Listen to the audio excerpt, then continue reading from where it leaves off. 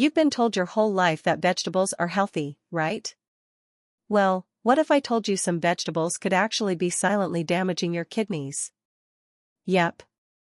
Some of the most common veggies you eat, even the ones considered superfoods, can overload your kidneys with oxalates, potassium, or other harmful compounds, especially if you already have kidney issues or are at risk.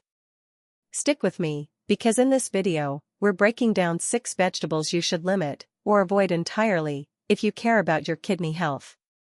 And don't worry, I'll also share some safe, kidney-friendly alternatives you can eat instead. Let's get into it. Why kidney health matters. Before we jump into the vegetables, let's talk about why your kidneys matter so much. Your kidneys are your body's natural filtration system. Every single day, they filter about 50 gallons of blood, removing waste, toxins, and excess fluids. They also help control your blood pressure, balance your minerals, and even produce hormones that keep your bones strong and your body energized. But when your kidneys start to struggle, maybe due to diet, dehydration, or disease, things go south fast. You might feel fatigued, notice swelling in your hands or feet, or have changes in how often you urinate. And here's the thing, kidney damage often happens silently. You may not notice anything until it's too late. That's why knowing what you eat, including the vegetables you thought were safe, is crucial. Now, let's get into the 6 surprising vegetables that might be doing more harm than good to your kidneys. Vegetable number 1, spinach, the classic superfood. It's loaded with iron, vitamins, and antioxidants, right? True, but here's what most people don't realize: spinach is extremely high in oxalates. Oxalates are natural compounds that bind with calcium in your body, and that combo can form kidney stones. Not small ones either, we're talking painful, sharp crystals that can damage your kidneys over time. If your kidneys are already under stress, or you're prone to stones, too much spinach can make things worse. And it's not just raw spinach. Cooked spinach is even more concentrated, meaning a single serving could push your oxalate levels way up. So, should you cut spinach completely? Not necessarily. But if you have kidney issues or a history of stones, it's smart to limit how much you eat. If you do eat spinach, pair it with calcium-rich foods like dairy. It helps bind oxalates in your stomach before they reach your kidneys. Now let's talk about another sneaky culprit, one with a deep red color and a surprising downside. Vegetable number 2, beets. They're trendy, they're vibrant, and they're packed with nutrients like folate and nitrates. But if your kidneys are sensitive, beets come with a big warning label. Like spinach, beets are very high in oxalates, which can lead to the formation of kidney stones, especially the calcium oxalate kind. Which are the most common? And here's the kicker, beet juice is even more concentrated. One glass might seem healthy, but you could be flooding your system with oxalates without realizing it. That means if you already have reduced kidney function or a history of stones, eating a lot of beets, roasted, juiced, or even pickled, can quietly make things worse. Plus, beets can cause your urine to turn red or pink. It's harmless in most cases, but for kidney patients, it can mask real signs of blood in the urine, which is something you never want to miss. So while beets are healthy for many people, if you're watching your kidney health, it's best to enjoy them rarely and in small amounts. Coming up next, a comfort food that's on almost every plate, but can quietly overload your kidneys with a mineral they can't handle in excess. Vegetable number 3, potatoes. Let's talk about one of the most loved and most overlooked vegetables when it comes to kidney health, potatoes.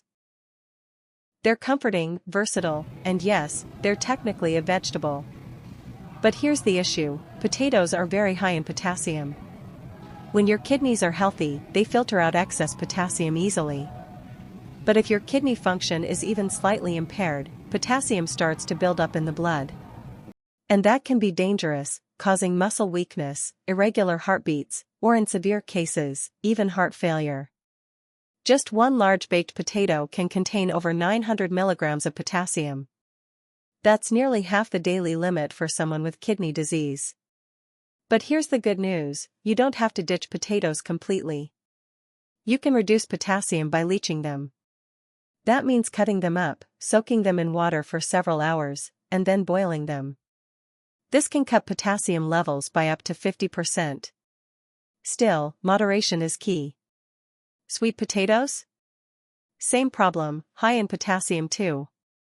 Next up, a surprising one. It's often tossed in salads or blended into sauces, but it's packing more potassium and oxalates than you think. Tomatoes, fresh, juicy, and found in just about everything: pasta sauce, salads, soups, even condiments like ketchup. But if you have kidney issues, tomatoes may not be as innocent as they seem. Tomatoes are another high potassium food. One medium tomato has about 300 milligrams of potassium, and concentrated products, like tomato paste or sauce, can pack over 1,000 milligrams in a single cup. For someone with compromised kidney function, that's a problem. The kidneys can't filter potassium properly, and too much in the bloodstream can cause heart rhythm problems and fatigue. And here's the tricky part: most of us eat more tomato-based products than we realize. A few spoonfuls of sauce here, a little salsa there, and suddenly you're way over your potassium limit. If you're managing kidney disease, it's best to either limit tomatoes or switch to low-potassium substitutes, like red bell peppers or homemade sauces with less tomato content. But don't worry. There are plenty of safe, kidney-friendly options you can enjoy instead. Let's start with low-oxalate, low-potassium vegetables that are much easier on your kidneys. Cauliflower, a great low-potassium substitute for potatoes. Cabbage, perfect for stir-fries and slaws. Red bell peppers, rich in vitamins, low in potassium. Cucumbers and iceberg lettuce, great for high radishes, crunchy, peppery, and low in everything dangerous. Hydration without overloading your kidneys. Zucchini, light, versatile, and kidney-safe. Radishes, crunchy, peppery, and low in everything dangerous. How you prepare your veggies also matters. Steaming or boiling can reduce potassium levels, especially if you toss the cooking water. And remember the double boil method for higher potassium veggies like potatoes or carrots: chop, soak, boil, drain, then boil again. That can cut potassium by up to 50%. Also, don't forget portion control.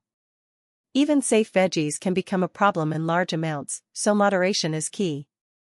Healthy eating for your kidneys doesn't mean avoiding vegetables completely. It just means knowing which ones to limit, and which ones to load up on. Let's wrap this up with the key takeaways, and what you can start doing today to protect your kidneys. Alright, here are the most important points to remember from today's video.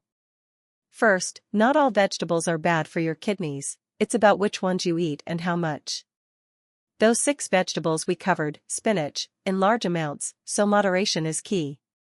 Healthy eating for your kidneys doesn't mean avoiding vegetables completely. It just means knowing which ones to limit, in large amounts, so moderation is key. Healthy eating for your kidneys doesn't mean avoiding vegetables completely. It just means knowing which ones to limit. Let me know in the comments. And if you found this helpful, smash that like button and subscribe for more health tips.